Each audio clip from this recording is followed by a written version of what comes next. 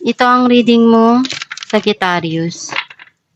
Welcome back to our channel. Naway nasa mabuti kayong kalagayan while watching the channel. This is a general reading.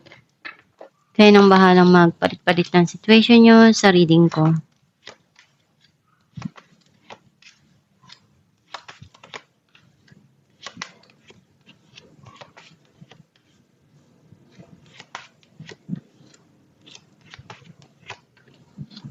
At the bottom of the deck, 3 of Wands.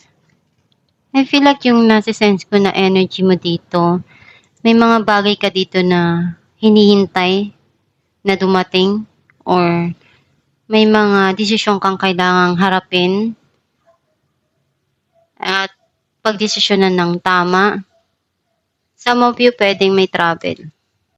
Ang mensahe ng card mo, nakikita ko na minamanifest mo yung pagbabago na gusto mo na dumating or mangyari ngayon sa buhay mo. Some of you pwedeng travel na pwedeng iniisip mo na may puntahan ka or lumayo or magtrabaho sa malayo.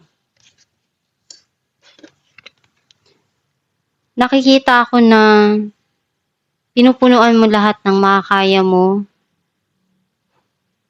at umaasa ka na makuha mo kung ano yung mga pangarap mo isang araw.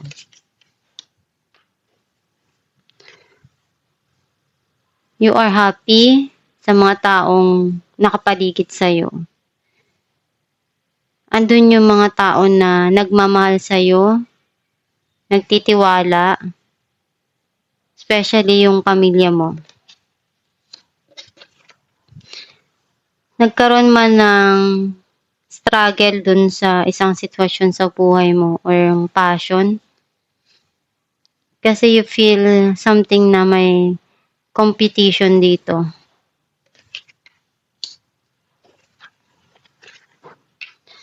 May mga inaalam ka, inaaral. Kailangan mo lang pag-isipan ng mabuti bago ka magsalita. Alam mo naman kung ano yung totoo at nagpapakatotoo ka lang sa mga sinasabi mo. Pero you need to think first before you speak. Nakikita ko na you're controlling yourself, your emotions. Alam mo naman kung ano yung dapat mong gawin at i-lead kung ano yung sa tingin mo daan para doon sa mga pangarap mo. Some of you pwedeng someone controlling your life. Gagawin mo lahat ng makakaya mo to reach your goal, your dreams.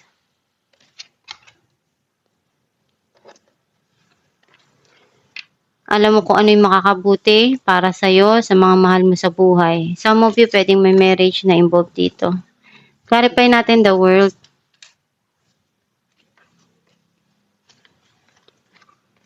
The Hermit and Knight of Cups. Itong tao na to, gusto niyang ipakita yung pagmamahal. Naalala niya yung mga nangyari sa nakalipas na para sa kanya natatanging memories niya. Pwedeng nasa malayo tong tao na to. Or pwedeng ikaw din to na minamanifest mo na makuha mo yung pagmamahal na gusto mo or maibigay sa'yo. Naripay natin ng Ten of Cups, Three of Cups, and Four of Pentacles. Nakikita ko na merong pag-aayos dito na mangyayari. Nanggaling siya sa past. And ito yung nagpapasaya sa'yo eh.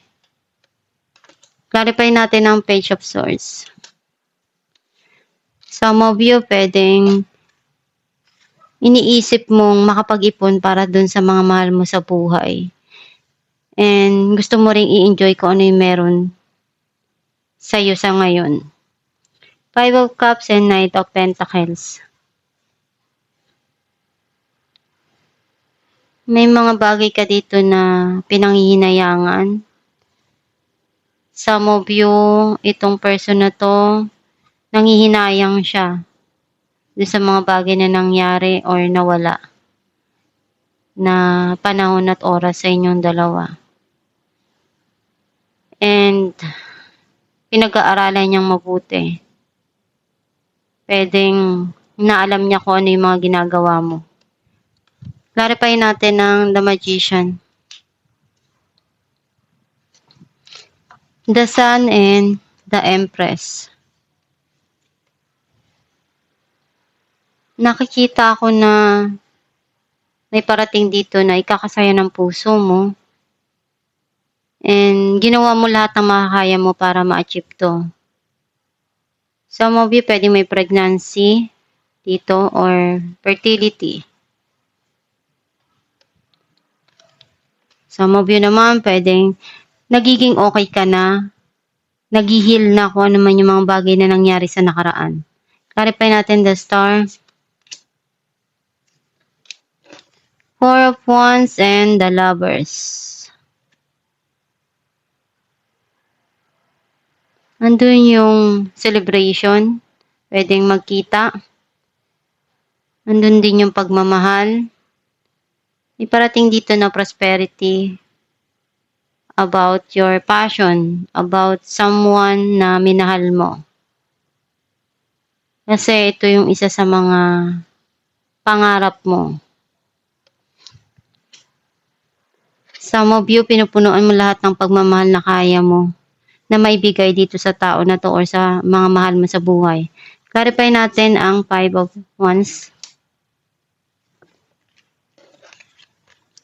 King of Pentacles and Nine of Cups. Nakikita ko na itong tao na 'to,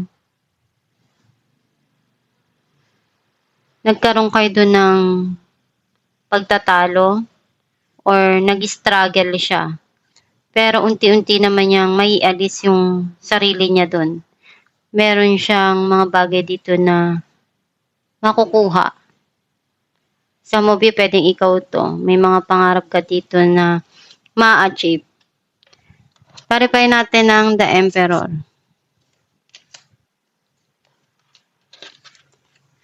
The Tower and Two of Wands. Nagkaroon ng paghihiwalay. And may mga plano ka dito, may hinihintay ka na mangyari. Some of you, puwedeng may gusto kang puntahan. And this person, masyado kanyang kinontrol. Kaya hindi na nagkasundo, naghiwalay na. Clarify natin ang The Hierophant. Eight of Cups and Ace of Wands. May mga gusto ka nang kalimutan. At gusto mo na uli na mas harapin ko ano yung sa kinabukasan mo. May papasok dito na bagong opportunity para sa'yo. Alam mo naman kung ano makakabuti para sa'yo. At ito yung nakalaan na dumating sa buhay mo.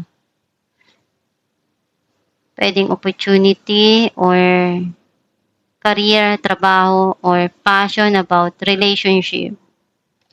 Alamin natin kung ano mensahe ng iyong gabay.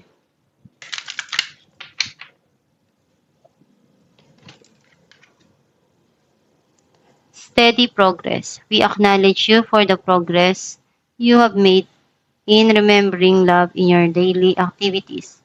We can clearly see the contribution you're making to the world through your thoughts, feelings, and actions of love. Ang mensahe ng iyong gabay na kung ano yung mga bagay na dumarating sa buhay mo. Isipin mo lang kung ano yung makakabuti para sa'yo. And nandiyan lang yung Diyos Ama, ang gabay mo para tulungan ka. Kumunik ka lang, magdasal ka lang palagi. Nagabayan ka at matupad mo yung mga pangarap mo sa buhay. Pagsumikapan mo lang para ma-achieve mo kung ano yung dreams mo at mga pangarap mo. Gawin mo lang yung best mo palagi. at makukuha mo rin yan kung ano yung mga gusto mo at hangarin mo. Gawin mo lang yung magpapasaya sa puso mo. At itong yung reading, Sagittarius, kung naka-resonate ka, kindly comment down below. Thank you for watching.